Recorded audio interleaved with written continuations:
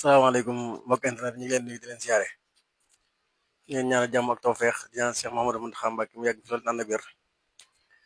ak bépp kilifa diine boo xam ne yaa ngi ci biir réew mi ñu ñaanal suñu borom mu defal la jàmm ba nga àggale sa mission ci jàmm. Di nuyu ñi nga xam ne ñu ngi ñuy seetaan ci Instagram TikTok Facebook YouTube ñun ñëpp ñu ngi leen nuyu bu baax di leen siyaare di leen ñaan ngeen di wéy di abonné ci seen yi. tey nag dañuy ñëw ak yéen ci baat bi wolof Njaay di wax naan yóbbante galgal ubud làmb. yóbbante galgal ubud làmb muy baat olof boo xam ne ni di lim tënk dafa bari. nga xam ne daanaka foo xool ci société bi rek mën nga ko faa gis waaw maanaam li ñuy wax ne am sa xeex war ko xeex ba noppi bàyyi ko fa di ko délégué keneen mu la koy defal loolu dañ koy gis ci société bi ci mbir yu baree baree bari fi mu gën a feeñe nag mooy jamono ji fi mu gën a feeñe mooy ci yenn parti yenn leader politique yi ci lañ ko gën a seetloo ndax dañoo seetlu ne récemment dañoo seetlu ne benn manifestation boo xam ne amoon na fi te ki gis mu jiite ko nga xam ne mooy initiateur bi principal bi dafa mel ne kooku ci li muy réclamé moom nekkul ab politicien maanaam société civile lay réclamé woo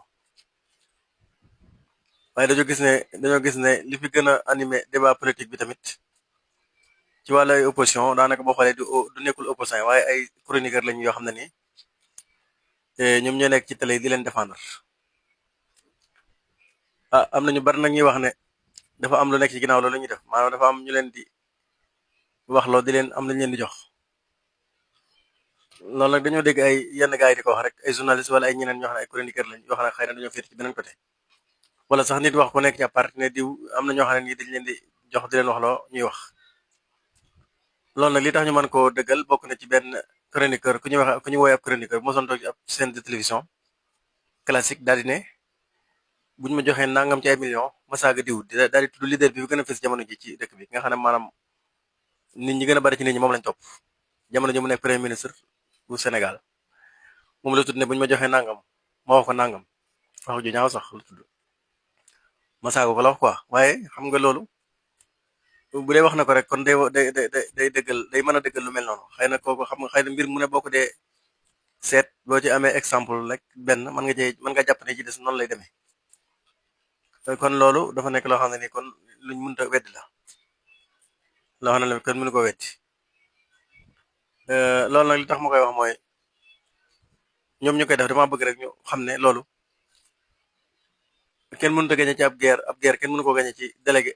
ko ab guerre boo ko bëggee guerre da ngay def ne Ousmane Sonko defoon dëggal sa bopp doon opposant boo xam ne da ngay taxaw di dénoncer loo xam ne jàpp nga ne jaarul yoon te nga bañ a créer histoire te nga bañ a sos bañ a créer histoire wax li nga xam ne moom nga gis ne moo nekk ni di dëgg waaye gis nañ ñu bari ci ñoom fi ne nii dañoo am jafe-jafe opposé woon ndax lu ci bari argument yi ñu war a teg yu solide amuñu ko ba ñu ci bari fi ne bu ñu demee ci plateau sax da ngay gis ne dañuy tarxis wax loo xam ne bokkut ak li am ba justice am ci yoon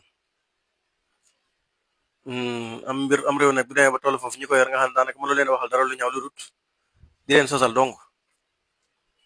loolu kon ñi nga xam ne ñooy opposé wu man su ma ci bokkoon damay daal di relier wu ci côté bi nga xam ne fi la dëgg gi féete fi nga xam ne ñoom ñoo yor réew mi ginnaaw ñoom gisul opposition loolu dong lay jëriñ li muy jëriñ mooy ñi yor pouvoir bi di def ay dérapage yow nga ñëw di ko dénoncé naan leen teguwaat leen ci yoon fi ngeen jaar baaxut comme ni ko kenn waxe woon fan yee ci benn manifestation boo xam ne da ko organisé woon rappel en l'ordre loolu laa jàpp ne mooy opposition waaye opposition boo demee ba yow li nga wax ni lépp loo xam ne looy kaas la looy créer rek lay doon ay histoire yoo xam ne wérut nga di ko wax récemment gis nañ kuñ ci arrêté boo xam ne dafa jaar ci TFM nga xam ne journaliste bi ko doon dalal dana ko